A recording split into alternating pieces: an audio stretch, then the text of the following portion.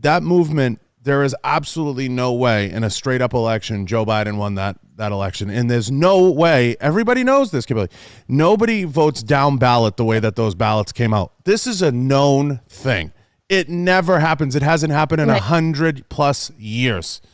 So we all know the shenanigans that went on, whether people ever want to admit it.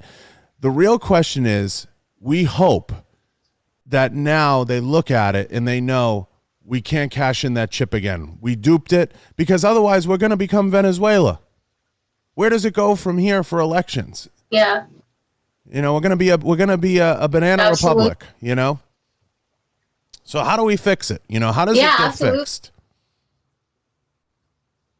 Yeah, well, you know, one big thing, and this is what the Congress time around, we've got to do something about passing voter ID law.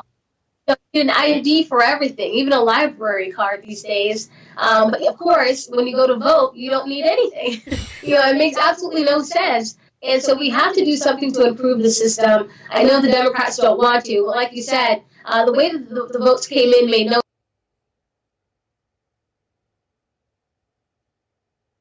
And then all of a sudden, you know, you see all of these areas where we picked up House seats, but in that area, there was an overwhelming vote for Joe Biden. Now, I understand President Trump, you know, his rhetoric pissed off a lot of people, but you just don't see voters doing things like that. And then also the voter turnout numbers.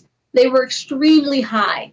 Again, you just don't see that. And so I believe there was a lot of fraud. I believe that there was probably ballots counted multiple times, as some people, whistleblowers have said, and hopefully we get those signed affidavits and, you know, they continue the investigation, because this is our voting process.